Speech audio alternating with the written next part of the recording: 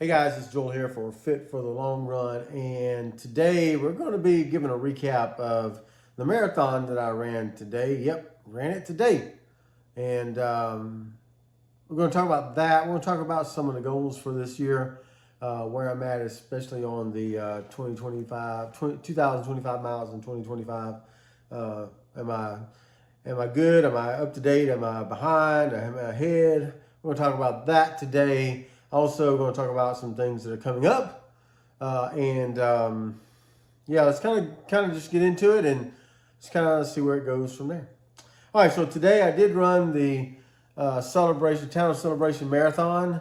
I ran it with a couple friends of mine. I'll have Christy post a picture right in front of my face of the guys I ran with today. I wasn't going to do this one this year, but my friend, that's my friend and his son. His son works for us, and he wanted to run. His goal was to break 4 hours, and so I told him I would run with him and pace him and see if we could do that. So that was the goal for today, was to break 4 hours, and we started off really well. We had a good strategy, I thought, and like I said, I thought we had a good strategy. And we executed well, at least for the first 10 to 12 miles. We executed pretty well. We were right where we needed to be, hitting all of our marks. But if you've heard any of my videos before, you know I usually try to do a 10-10-10, which is the first 10 miles, second 10 miles, and the last 10K. And so I usually try to go out a little bit ahead of what I want my goal pace to be for the first 10 miles. I back off on the second 10 miles, and the last 10K is pretty much all you got. Anything you got left in the tank, you got to produce it and get yourself across the finish line. So today, the goal was to run the first 10 miles at anywhere between 8:50 to 8:57 pace. And then to break 4 hours, we needed to be under 9:07, 9 minutes and 7 seconds per mile. And so we're going to run the first 10 miles at 8:50 to 8:57. There were a couple pacers there that had those times on their placard, so we kind of try to stay right in the middle of those two to run the pace. So so for the first 10 miles, we were right on it. I mean, we were.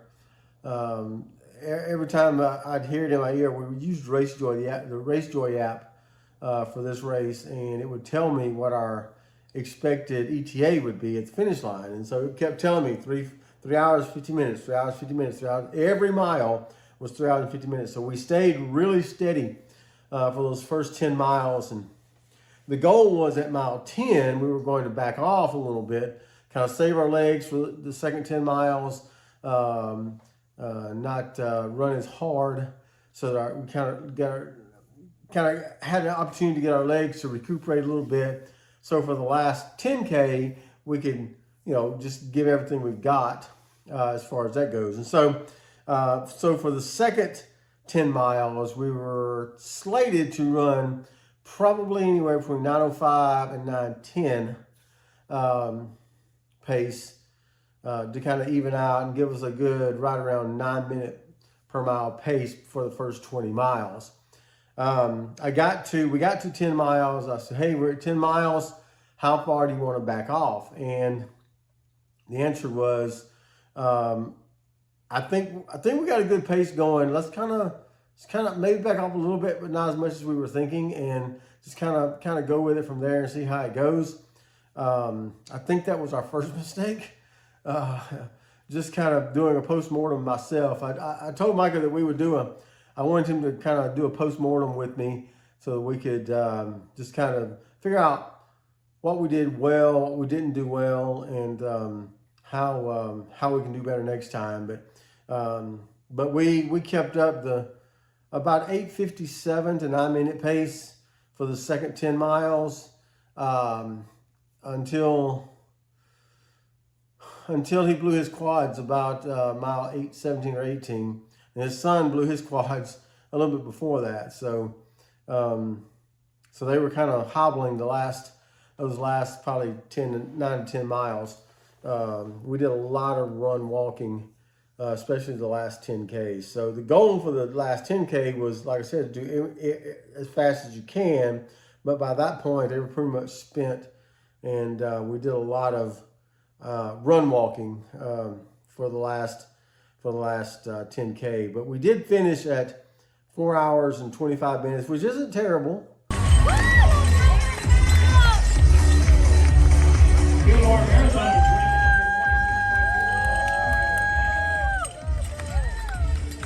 I think the first marathon he did was at 4:14, I think.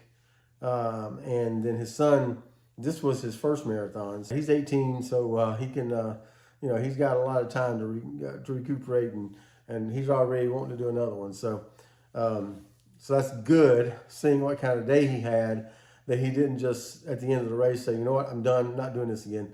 So he did say he wanted to do another one. So we're going to see what we can do about that. But so it didn't go according to plan. And I have a few thoughts on that. I don't know if I'm going to share them today, but I do know that I think we should have backed off a little more on the second 10 miles. And I'll share that with him when we sit down and do our postmortem together. But we'll talk about those things. I think we did well, which I thought we did a lot of things well. And I may go ahead and share those, but some things I think we did well. I thought we had a really good strategy. I think we had a really good pace to start with, very sustainable pace, I thought. And I thought that we did well to finish. I thought they both did well to finish, seeing that what kind of pain they were in by the time we got to the last few miles. So yeah, I thought we did a lot of good things there, but there were a lot of things that we can improve on for next time, and we'll see how that goes. I thought it was fun. It's the first time I've paced somebody in a marathon. I've paced someone in a half marathon, as you remember back in December. Paced my friend Holly in the OC half marathon, and that went pretty well. We made our goal time on that one. But this one, we didn't. And so it was fun to be a pacer like that. But you really want to, if you only have two people that you're pacing, and it doesn't matter really how fast you go since you're not an official pacer. Mike kept telling me, you can go ahead if you want to, but my idea was we don't leave anybody behind. So he and I got through it at 4:25, and then his son came through about 4:35, I think. But his legs were barking at him those last few miles as well. So anyway, I thought all in all it was a great race. I love the Town Celebration Marathon. If you're looking for a marathon to do, that is one to do it. It's a really good course, very flat, very fast. It's the course that I qualified for Boston on about 3 years ago, and what I'm going to try to qualify for Boston on again in a couple of years, right before my 60th birthday, because that's when the times change for me. So I can qualify when I'm 59 and run when I'm 60. So that's the whole goal in trying to get that done. So yeah, I thought it was a really good day. All said and done, I thought it was pretty good, and we'll back up and punt, see what we can do, make some adjustments, and we'll try to get out and do it again. Second thing we want to talk about today is things I've got coming up. I don't have a lot of races coming up for the rest of the year that I've really thought about. There is one that I've been running, that I ran last year, that I think I'll probably do again, is on May the 3rd. It's Melissa's race to conquer brain cancer. And I think that's a 5K. Probably do that one again. I don't know that I'll do the July 4th race again this year. I didn't do one last year. Not sure I'll do one this year as well. It's just hot.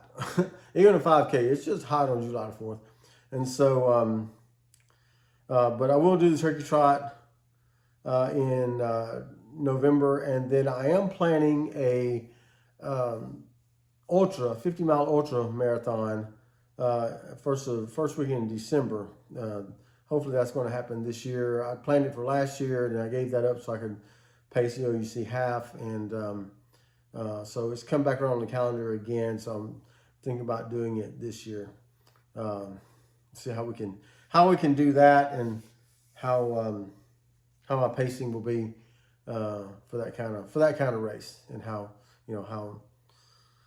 I've never done one of those before, so I'll have to work out a new strategy for how I want to conquer that. And the third thing we're going to talk about today is where I am in my quest for 2,025 miles in 2025. Now, I have to average 169 miles per month to get it, and I'm scheduled to run 170 this month. I did have some days where I didn't run, but I made those up on different days. I took some of my off days and switched my off days, and then I made those up later in the week. But right now I'm at 158 miles.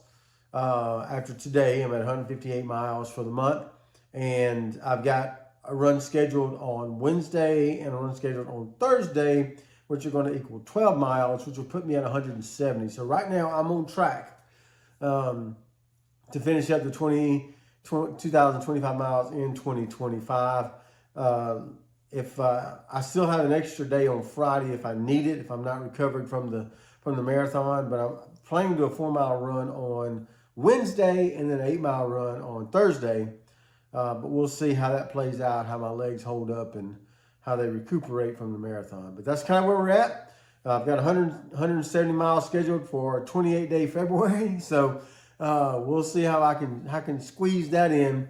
170 miles in 31 days is a lot different from 170 miles in 28 days. So and still wanting to maintain the 2 days off per week. So that's kind of where we're at and where we're headed, and pretty excited that I'm on track for that after January, because it was cold some this month, and I had to get out in 35 and 40 degree weather to get these runs done. So kind of excited that I'm there and still on track. You should know that 35 or 40 degrees here is really cold. Yeah, 35 or 40 degrees here is really cold for us, for Floridians, and we try not to get out in that kind of weather if we don't have to. But anyway, that's kind of where we're at, where we're headed. And thanks for joining me today for this installment of the Nerdy Runner series. But that's going to do it today. I'm Joel for Fit for the Long Run. Don't forget the long run. Give yourself a little grace.